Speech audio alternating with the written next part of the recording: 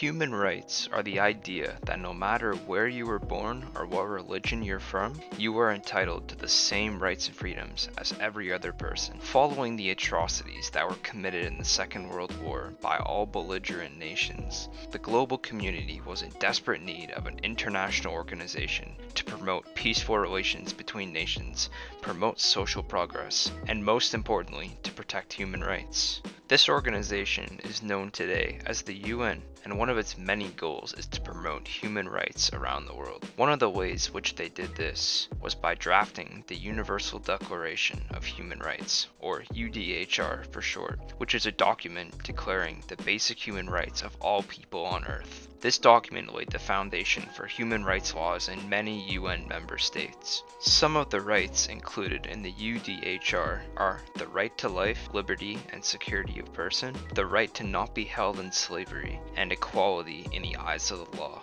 When these rights are violated by anyone, it is recognized as a human rights violation, and sadly in 2021 they continue to happen. Currently, China is committing genocide against Uyghur Muslims in the Xinjiang province by forcing them into camps to do forced labor and stripping them of their religion.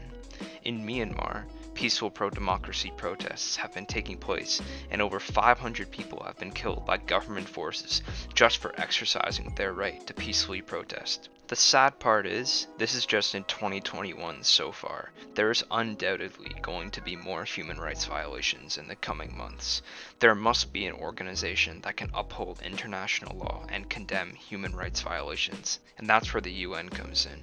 Back in grade 10 history, most of you probably first learned about what the UN was. Personally, I've always seen it as a beneficial organization for the international community. After doing some more research about it, I found out that it does a lot more than just uphold human rights. In 2020, they delivered $900 million in humanitarian aid globally to those in need. They also launched their Sustainable Development Campaign, titled Decade of Action, where in the next 10 years they plan to end poverty, end hunger, bring education to all, and combat climate change and its impacts, along with some other goals. Back to human rights though. Equality of rights and freedoms is so important because everyone must be given an equal chance in life, no matter their nationality or religion. Human rights encourage freedom of speech and expression. Being able to speak freely without fear against abuse and corruption will keep corruption in check at all times and promote freedom worldwide. It will also prevent tyrannical governments and dictatorships from rising up and destroying the world order and peaceful balance of power. Democracy is the best form of government,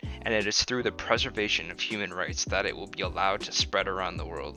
Personally speaking, I'm not a huge fan of dictatorships, especially ones like North Korea and Venezuela. None of them have good human rights track records. Dictatorships rise when human and democratic rights are violated and removed permanently. Dictatorships employ a growth without freedom model of government, where the government doesn't allow anybody to have personal freedom and only cares about growing their economy so that politicians can pocket the money. This is what plunges nations into conflict and suffering. Take Tunisia or Venezuela for example, both extremely rich in oil and natural gas reserves, but their governments violated the rights and freedoms of the people, which caused them both to collapse. I made a donation to the UN Human Rights Office because they help to uphold human and democratic rights all over the world. 85,000 victims of human rights violations are helped every year by them, and they are currently monitoring more than 600 human rights violations trials globally. Donations like this one are what help them extend their efforts so that nobody's human rights are ever gravely violated.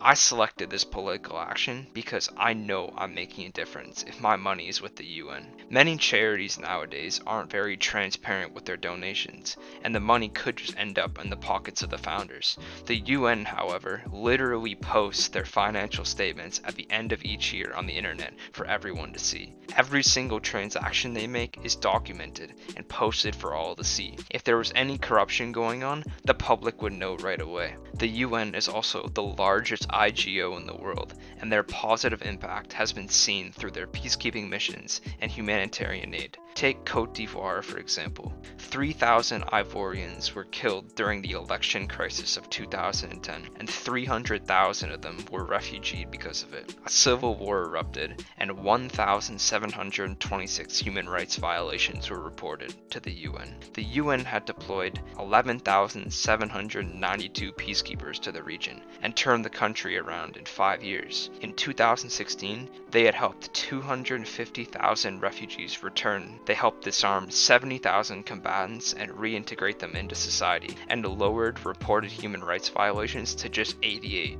I know for a fact that I'm actively making a difference in the lives of millions by donating to the UN. I haven't told any of my friends that I donated yet, but they'll probably say the same thing as my parents did, which was, quote, "Good for you." Obviously, hundreds of people each day make a donation to the UN, and the media can't cover each and every one of them. But by donating, you get the pride of knowing you're helping thousands of people just by clicking accept with your credit card information in the little box. It's really that easy. To be 100% honest, the hardest part of my political action was probably editing this video because of how bad I am with technology, believe it or not. I also had to open a credit card with no foreign transaction fees for this project, since I was donating to the UN in US dollars. Compared to other political actions, mine was pretty low-key. I didn't protest during a thunderstorm. I didn't play ring and run to get people to sign my petition. I didn't travel to a foreign nation and build houses for the poor. Throughout this whole experience, I learned that even small contributions can help in ways you'd never imagine. Even though it's only $20, if thousands of people each day donate $20, then that's a huge amount of money